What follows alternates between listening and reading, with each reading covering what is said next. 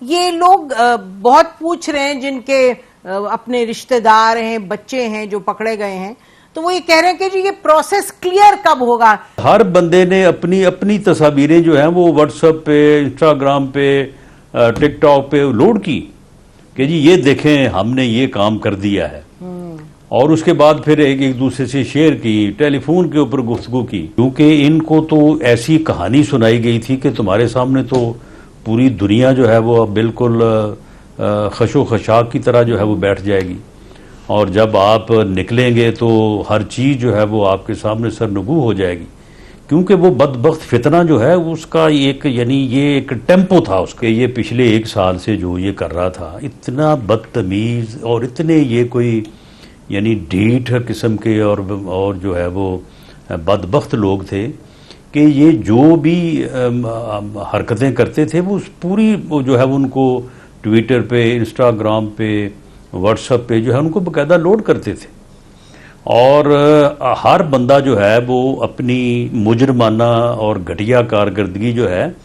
اس کو باقاعدہ جو ہے وہ اس کی تشہیر کرتا تھا۔ تو اس لیے جن کیسز میں جو کوئی جہاں ملوث ہے تو ان کی ایویڈنس بھی انہوں نے خود ہی فراہم کی ہوئی ہے، اس کے اوپر مختلف پولیس، دوسری انٹیلیجنس ایجنسیز جو ہے وہ لا انفورسنگ ایجنسیز وہ کام کر رہی ہیں، اور میرا خیال ہے کہ اگلے کوئی ودن 2 ویکس یہ ایکسرسائز جو ہے یہ مکمل ہو جائے گی۔ اچھا، جو اگلے 2 ویکس میں آپ کہہ رہے ہیں کیسز وغیرہ کون کہاں جائے گا یہ سب متعین ہوگا، کیسز اس کے بعد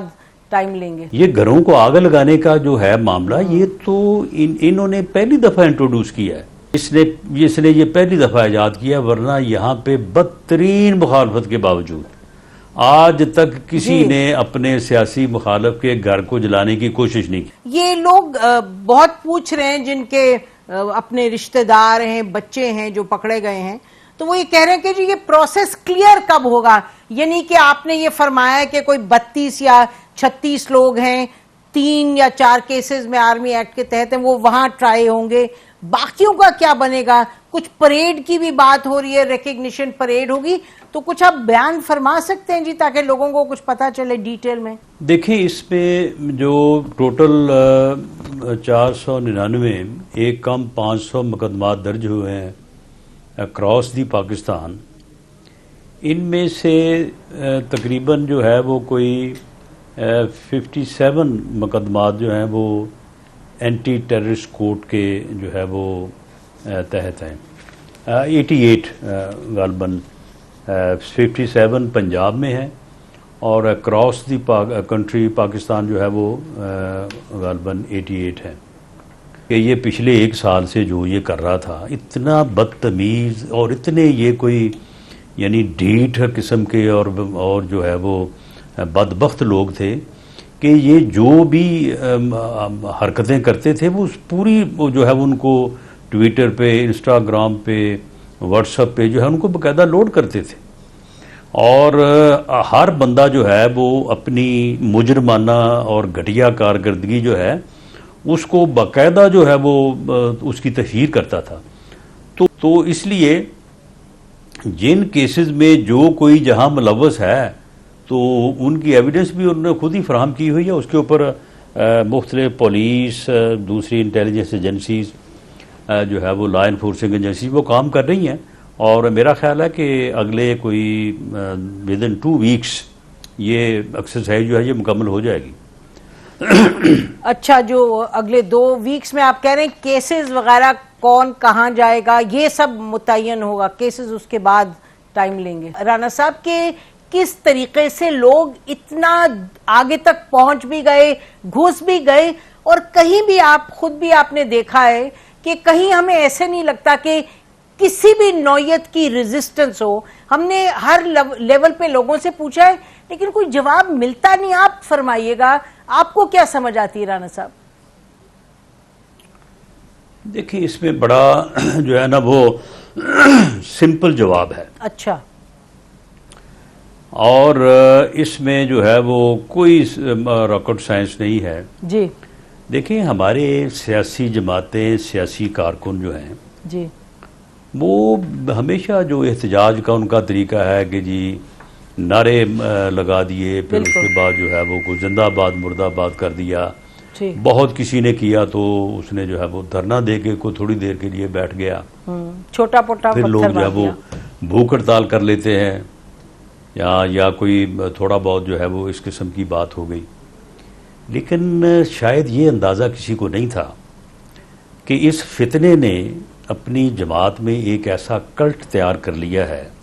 اور ان کی ایسی ٹریننگ کر دی ہے، ان کو ایسی گمراہی کے راستے پہ ڈال دیا ہے اور ان میں اتنی نفرت انجیکٹ کر دی ہے کہ یہ اب سیاسی کارکن نہیں رہے، یہ یعنی ٹرولی شر پسند اور دہشت گرد جو ہیں یہ بن گئے ہیں. اور ان کے اندر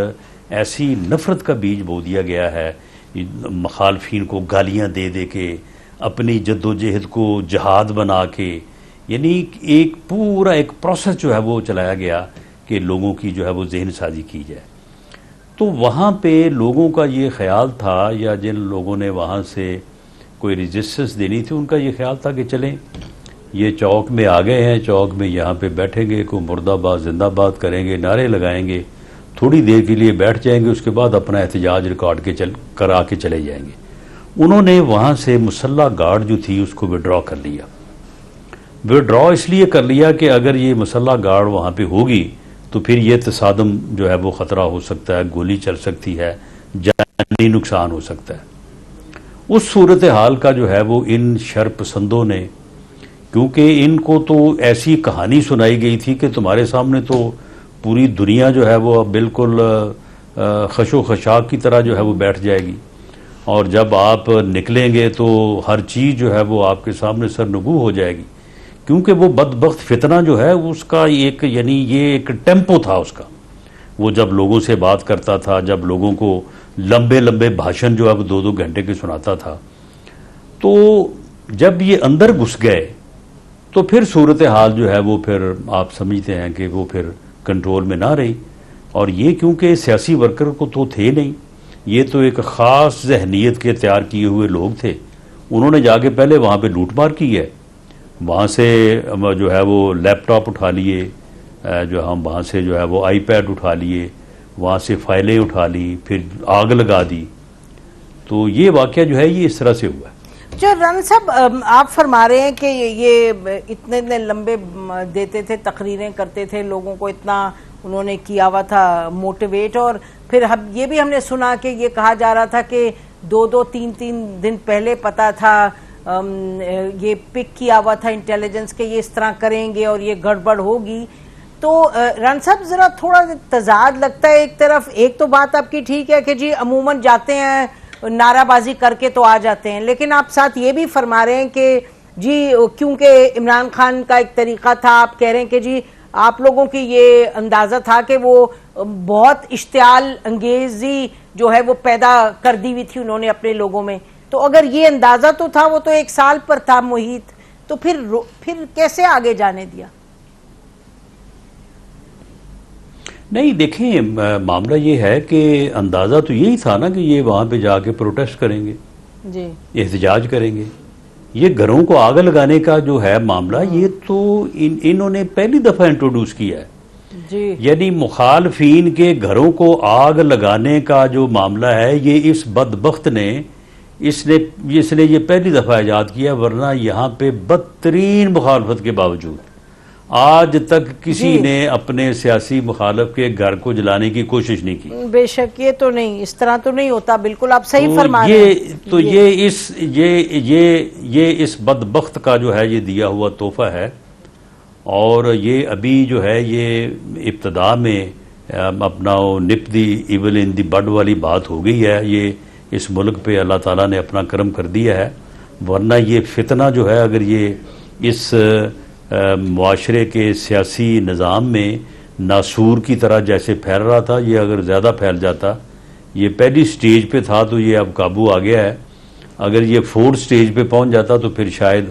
یہ اس معاشرے کو، اس ملک کو کسی حادثے سے دوچار کر دیتا. بریک لیتے ہیں ناظرین. بریک کے بعد ہم رانا صاحب کے پاس واپس جائیں گے. اہم سوال ہیں اس معاملے سے منسلک، ان سے بات کرتے رہیں گے. Stay with us.